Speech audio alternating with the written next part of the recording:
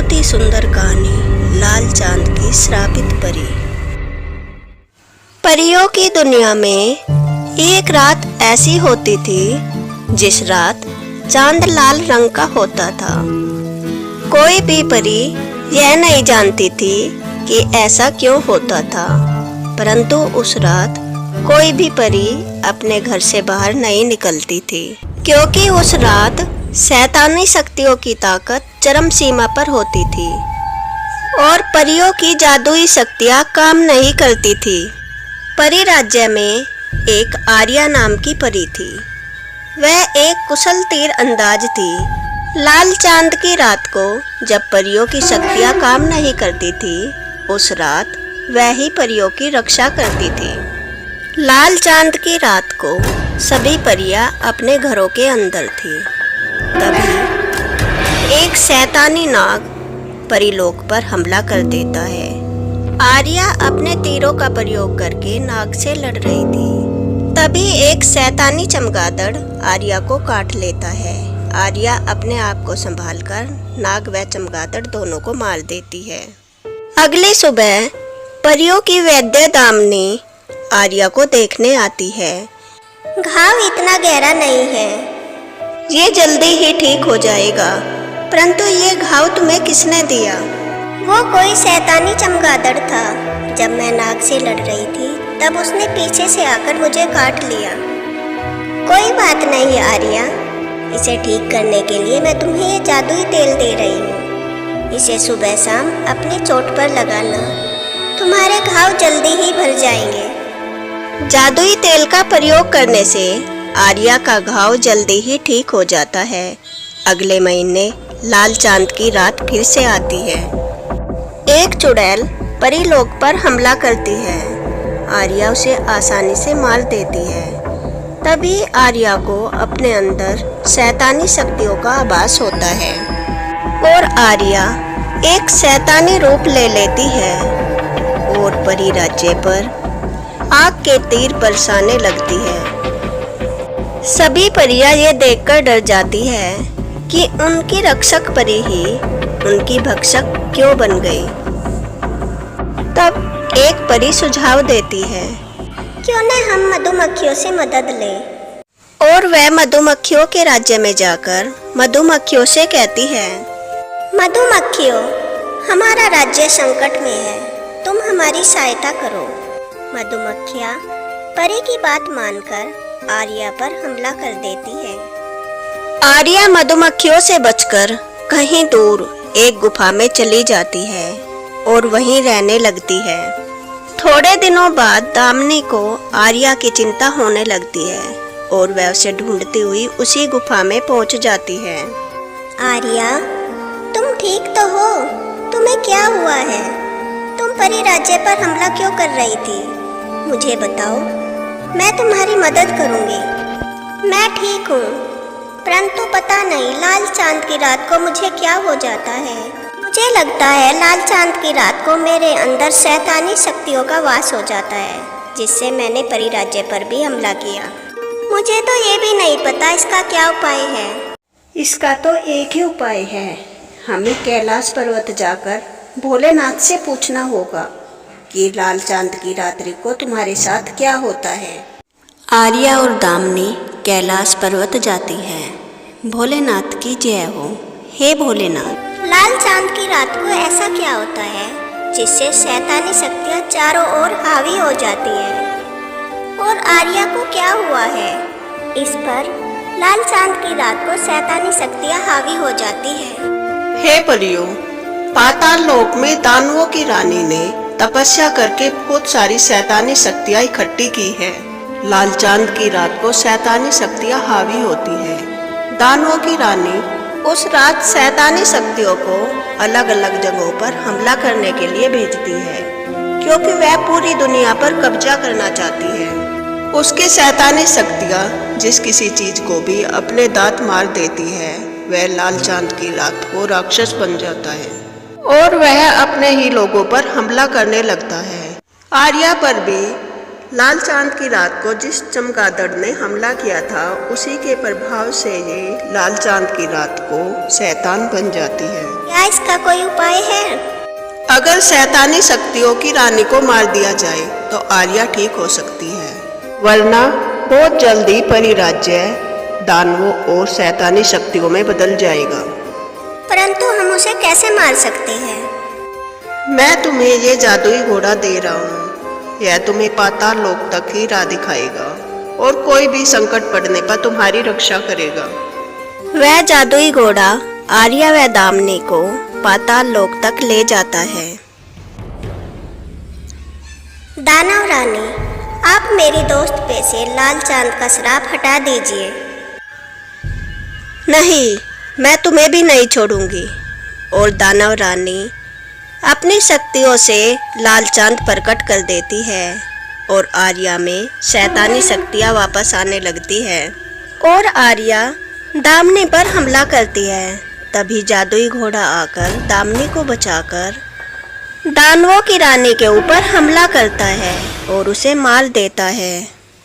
दानवों की रानी के मरते ही आर्या के ऊपर से शैतानी शक्तियाँ हट जाती है और उस दिन के बाद लाल चांद की वह रात कभी नहीं आती। उसके बाद दामिनी और आर्या परीलोक वापस आ जाते हैं और सब परियां मिलजुल कर खुशी खुशी रहने लगते हैं। राधे राधे दोस्तों, क्या आप जानते हैं देवी वेदवती कौन थी और उन्होंने ही सीता के रूप में क्यों जन्म लिया था और वे रावण के विनाश का कारण कैसे बनी थी? तो आइए मैं आपको देवी वेदवती की यह कथा सुनाती हूँ। वेदवती देवी लक्ष्मी का ही एक अवतार थी, जिन्हें सीता जी का भी एक रूप माना जाता है। रावण के साथ जो भी कुछ घटित हुआ वह सब इन्हीं के श्राप के कारण हुआ था।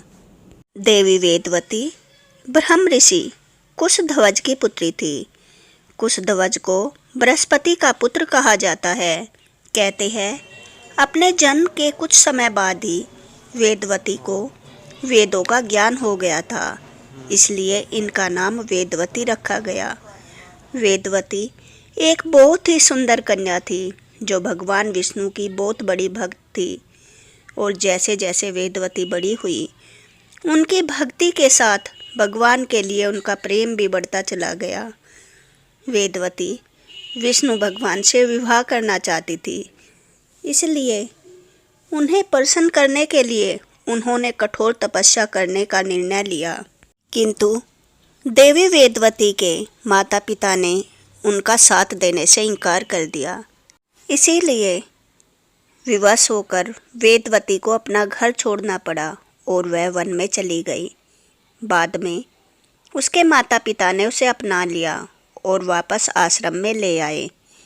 एक दिन वेदवती अपने ध्यान में लीन थी, तब एक असुर उनके पास आया और वह देवी वेदवती की सुंदरता को देखकर उन पर मोहित हो गया। राक्षस ने देवी वेदवती से कहा, देवी वेदवती, मैं तुमसे विवाह करना चाहता हूँ। मेरे साथ विवाह करके इस पृथ्वी पर तुम्हें सुख समृद्धि ऐश्वर्य की प्राप्ति होगी।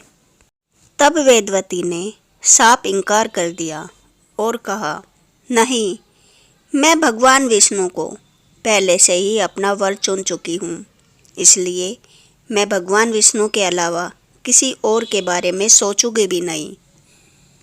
तब उस राक्षस ने क्रोधित होकर वेदवती के माता पिता का वध कर दिया और वहाँ से चला गया। देवी वेदवती आश्रम में अकेली ही रहने लगी और भगवान विष्णु की तपस्या करने लगी। देवी वेदवती की उपासना से विष्णु जी भगवान अत्यंत प्रसन्न हुए और एक दिन वे उनके समक्ष प्रकट हुए और उन्होंने उनसे इतनी कठोर तपस्या का कारण पूछा। तब वेदवती ने उन्हें बताया कि वह उन्हें पति के रूप में प्राप्त करना चाहती है। हालांकि विष्णु जी ने उन्हें बताया कि इस जन्म में यह मुमकिन नहीं है, लेकिन हाँ, अगले जन्म में वह जरूर उनकी अर्धांगिनी बनेगी। वेदवती ने विष्णु जी से विवाह करने के लिए समस्त संसार को त्याग दिया, किंतु उनकी इच्छा पूरी न होने पर भी भगवान के प्रति उनकी श्रद्धा कम नहीं हुई और वह लगातार उनकी आराधना करती रही। एक दिन जब वेदवती एकांत में अपनी तपस्या में मग्न थी, तभी उस समय सबसे शक्तिशाली और खतरनाक असुर रावण वहाँ से गुजर रहा था। जब उसकी दृष्टि वेदवती पर पड़ी तो वह उसकी सुंदरता को देखकर सम्मोहित हो गया। तब रावण ने देवी वेदवती से विवाह की इच्छा प्रकट की, लेकिन देवी वेदवती ने इनकार कर दिया। तब अहंकारी रावण देवी वेदवती के केस पकड़कर उन्हें घसीटता हुआ ले जाने लगा। इस बात से क्रोधित होकर वेदवती ने अपने केस काट दिए। साथ ही उसकी पवित्रता को भंग करने की कोशिश करने पर उसने रावण को श्राप दिया कि एक दिन वह उसकी मृत्यु का कारण बनेगी। बाद में स्वयं को रावण से बचाने के लिए वेदवती ने अग्नि में कूदकर खुद को भस्म कर लिया। क्योंकि वेदवती देवी लक्ष्मी का ही रूप थी और उनका श्राप कभी खाली नहीं जा सकता था, इसलिए उन्होंने अपना अगला जन्म मिथिला नरेश राजा जनक की पुत्री देवी सीता के रूप में लिया। और जैसा कि विष्णु जी भगवान ने देवी वेदवती को वचन दिया था कि अगले जन्म में वे उनके साथ विवाह अवश्य करेंगे, इसलिए विष्णु जी के 7वें अवतार श्री राम के साथ उनका विवाह हुआ। जब रावण ने छल से सीता माता का अपहरण किया था, तब श्री राम ने उसका वध करके अपनी पत्नी सीता को छुड़ाया था। इस प्रकार वेदवती के श्राप के अनुसार देवी सीता के रूप में वे खुद रावण के विनाश का कारण बनी थी। इस प्रकार हमें ज्ञात होता है कि देवी सीता और देवी वेदवती लक्ष्मी माता का ही रूप थी। तो दोस्तों, अगर आपको यह कथा अच्छी लगी हो और आप ऐसी ही सुनी और अनसुनी धार्मिक कथाएं सुनना चाहते हैं तो इस वीडियो को लाइक करें और मेरे चैनल को सब्सक्राइब करें। Thanks for watching. Radhe Radhe.